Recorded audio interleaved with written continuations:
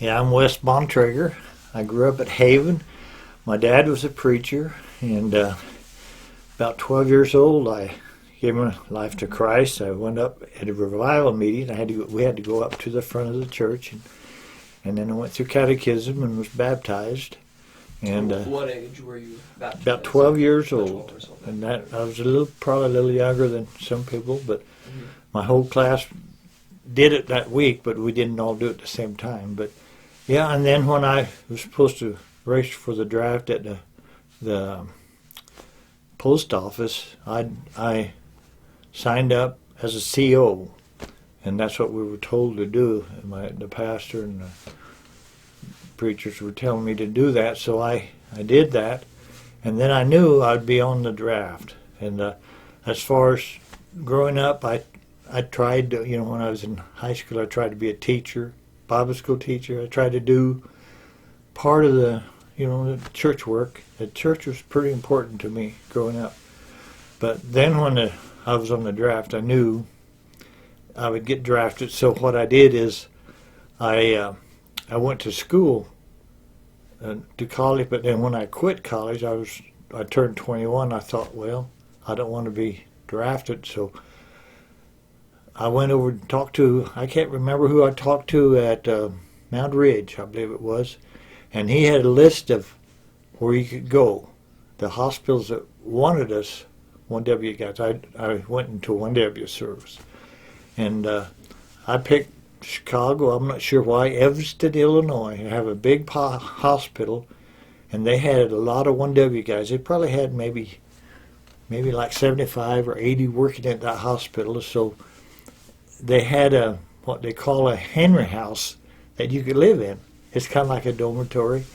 And so when I first went up there, we drove up. Me and two other buddies drove from here up, went to that Henry house, and they gave us a room and went to the hospital, and they interviewed me and for a job, and I told them my idea was wherever you needed help, I would do it. I was kind of with that 2 years. I wasn't just going to be 2 years working in the hospital. So some of the guys worked at the office. Some of them were orderlies. I went in as an orderly, and they needed help in the dietary.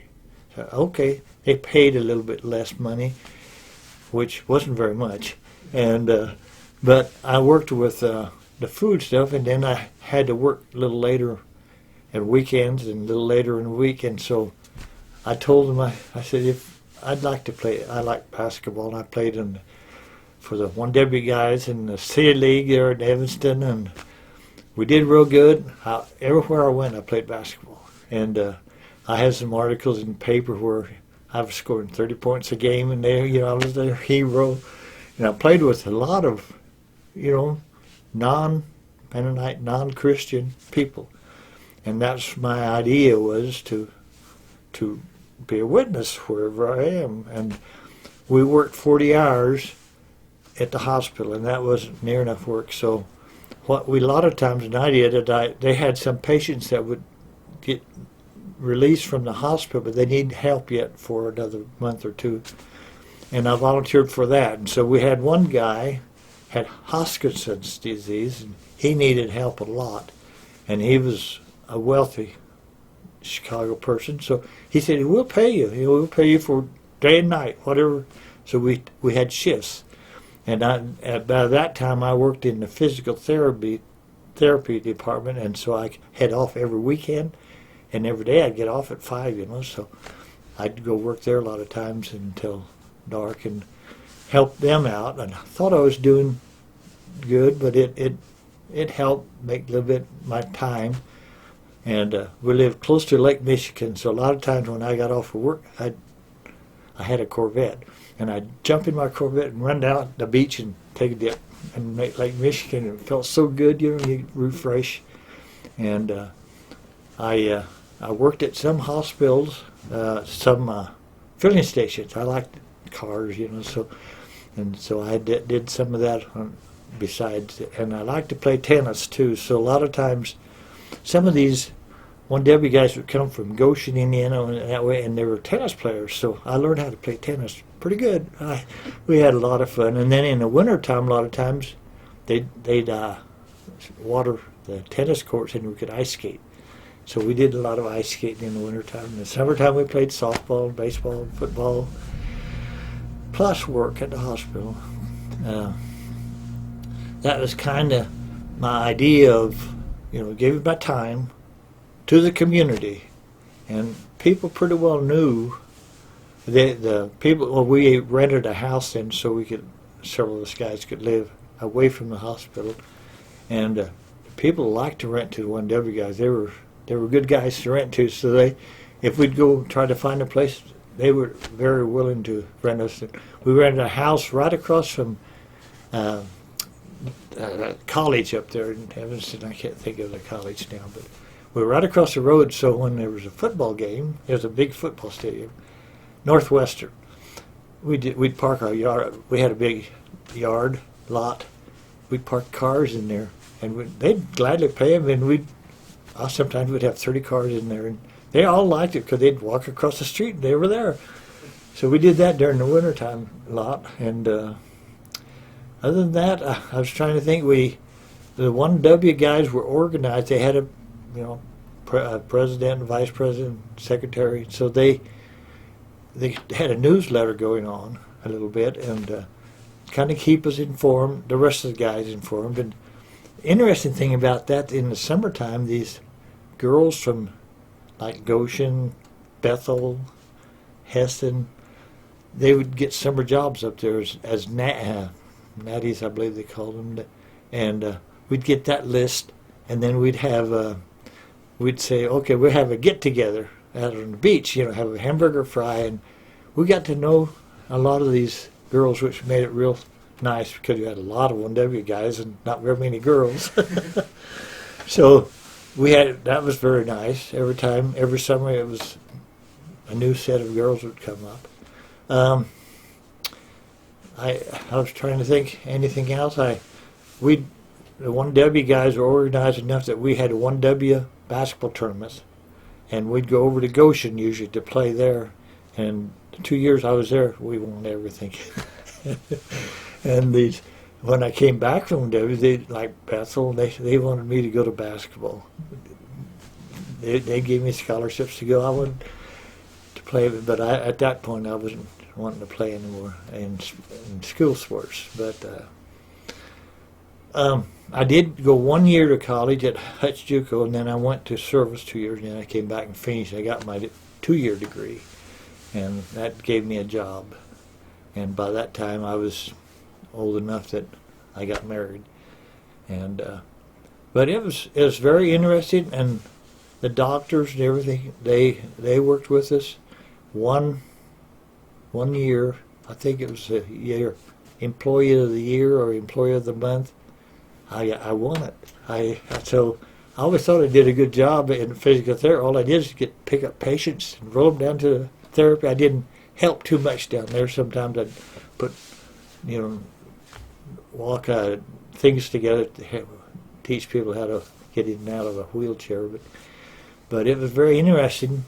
I had they would question my CO stand in the physical therapy. There were younger ladies that were there, and their husbands, this was during the Vietnam War, were over fighting, and here I was in nice, clean, white clothes, and they said, that's just not right. And I had a hard time explaining to them my stand about CO and not killing people, but I think I got my witness across to them.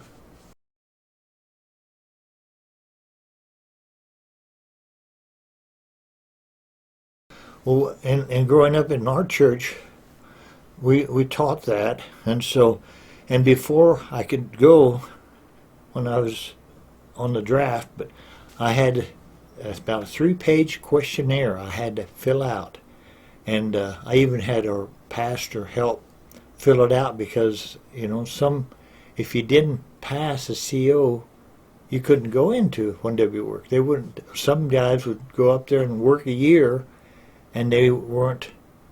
They told them they had to go home and go to the military. So it was a lifestyle, and they even had spies out there. I call them spies that that you lived a good life. If you didn't live that kind of life, they wouldn't give you one W status. And so that part, but in our church, we promoted it pretty well. Everybody would sign up. Now, right now, there's no draft. I still think you're supposed to sign up. Yeah, I think so. And it's an opportunity to sign up as a CO, and so you're making your stand, even if they never bring the draft back. It's still important, and that's the only thing I'd say. Nowadays, it isn't talked about much.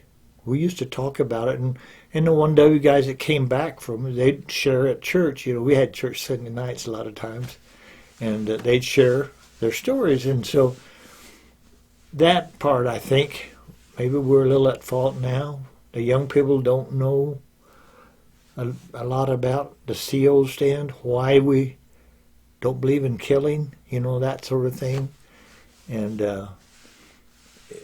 it teaches it. And then a lot of times when I worked at Xerox when I came back, and a lot of ex-military guys came back and got jobs there.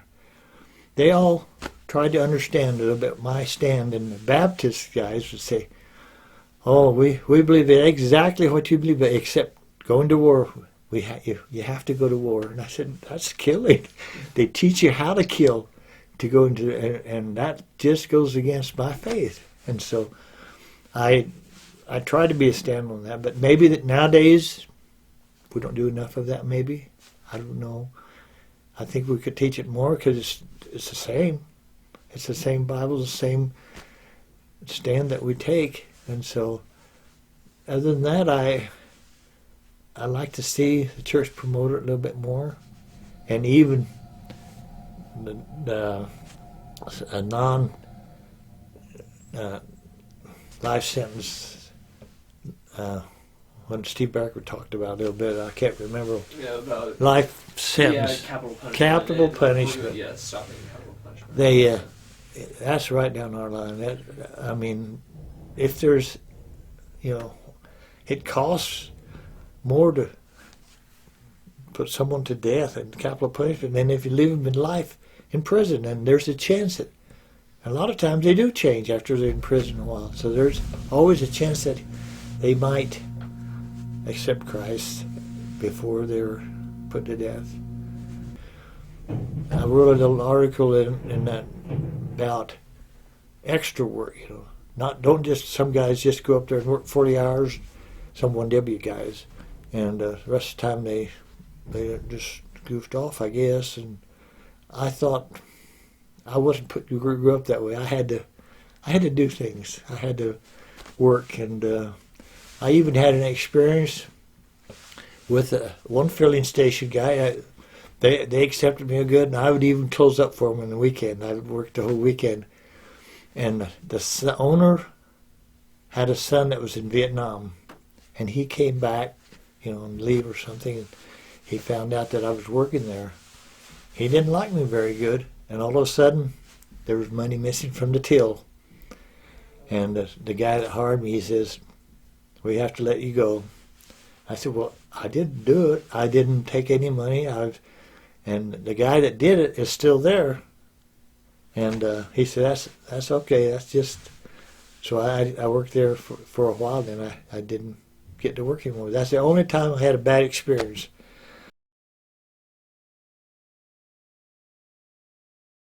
When we'd first get there, we'd load up these food carts, and we'd put, and there's some of them were special diet. We'd put them in this big cart, and we'd load it up, and then it was my job to take it up, 3rd floor, 4th floor, and set it there, and then pick it up and take it back down, and take the trays out and put them in the dishwasher. So it was a job. It was kind of a hard pushing job, because the carts were pretty heavy sometimes. But I did that for several months, and but when I went to physical therapy, that was a nice job. I didn't have to. I got off weekends and stuff. So same kind of work. And we weren't supposed to take tips. Every time a patient would get better, like a stroke patient would get better, they wanted to pay us. They said, "No, this is for you. We don't accept any charity." any tips or anything, and they all were so thankful for us. And some of these ladies that I'd push around on the car or wheelchair, they, you sure go fast. I'd turn around these corners, I didn't think I was real careful, but he said, man, you go fast. It was a good 2 years, and some of the guys stayed up longer than that. And one thing that happened a lot of times is, like in Chicago, a lot of the 1W guys would meet the nurses, and they dated, and some of them married nurses. And then when they moved back home after the 1W, there was a difference of their background, and some of them marriages didn't last because of that. And that's one of the maybe drawbacks of. But it was, I grew up. I hadn't left home, and all of a sudden I was in the big town of Chicago, and there's a lot of museums and things to see. At first, every weekend we had off. I watched a lot of baseball games, White Sox and the Cubs. I think I went to most of the games that were at home if I could. Mm-hmm. One thing I did think that the church could have furnished a building for us. When I first got there, we had church in an upstairs apartment. This didn't feel like church. And so we went to a Baptist church, and me and the rest of the guys in our house. But then they did get another little church about the time when I was ready to leave, and that helped. I think the conference church, home church, could have done a little bit more. I think to keep us zeroed in on why we're doing this and stuff.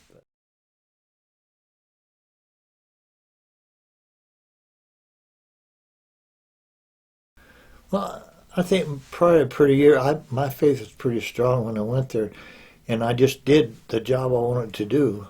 I wanted to be a witness, and the hospital, the personnel, everybody really liked 1W guys. They were very popular in the whole. Every time you'd go down the halls, you'd see them in orderlies in every floor, every aspect of the hospital. There were guys, and I think it just made my faith a little stronger in the CO as a conscientious objector. When I tried to explain it to people, they wouldn't understand, but I'd get a little better at it each time. So at first they'd say, it's just not fair. And I'd say, well, when you think about it, and they say, well, yeah, we agree that you shouldn't be killing these people. You shouldn't learn how to kill like the military does. They teach you how to kill. And they know that isn't, but that'd be the only thing I'd say is, and I got acquainted with a lot of other Christian young, my own age, and that part was real good. And we had a big enough group that we got together enough and kind of helped each other out. And most of the guys all like cars, so they all, some of them were buying new cars, some were fixing their cars up. We did a little racing up at some drag strips around on weekends, and I won a couple trophies with my Corvette. So that part was not religious part, but I thought I could be a witness everywhere I went. I tried to be that kind of person.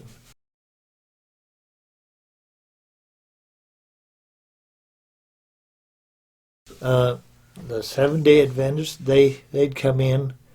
We liked them because they'd work on Sunday and we'd work on their Saturday, so we all wanted off Sundays. And we had some the Amish from around there. They came, and a lot of times they worked in the dietary. Not a whole lot, but most of the time we'd go home if we had a couple of vacation. Like I went to West Liberty, Ohio. I went to Goshen a lot. So we'd go with these other guys home. And so we enlarged our horizon, I guess you might say, how other people in the United States feel too, more than just our church at home. But yeah, I think we all felt more convicted as we went along. What we were doing was a good thing. I always say I like to thank the government that they had a program that we could abide by our faith and not have to go into the military. And the church people had made that happen. They worked with that Congress and whatever representatives that they allowed us to do that. That I really appreciated that part.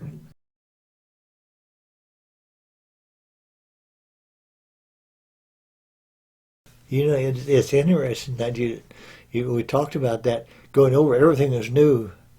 After 2 years, we came back, and it wasn't the same. It wasn't the same back home. Everything's changed, you know, in 2 years. And so, if you didn't have a goal that you wanted to go, I wasn't ready to get married yet because I didn't have an occupation I wanted to do. And so I said, well, I'm going to go back to school and find out. At first, you know, these colleges wanted to give me scholarships. I wasn't sure what I wanted to do, but I was going to be a coach and a teacher. And then when I went through, I came back after that, I thought, no, I'm not going to do that. I went into more or less a technical aspect. I took some electronic stuff, and I worked for Xerox for 35 years.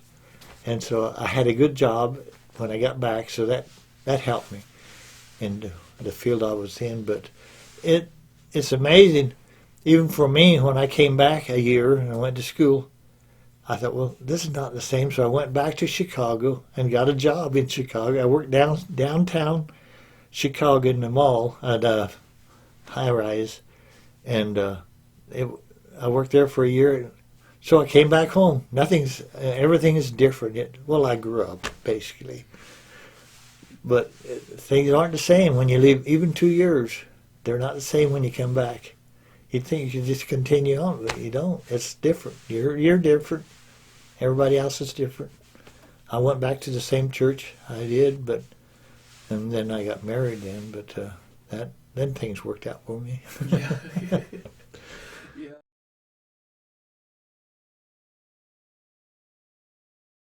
The only thing I say is I like the government had a plan for us that we could do this. We could feel like we were part of the society to help, and the hospital needed help. They needed the help, and I like the idea. What I went into is I'd do whatever they wanted me to do. That's my goal. A lot of the guys went, which job pays the most? Well, I said, I'm here for 2 years.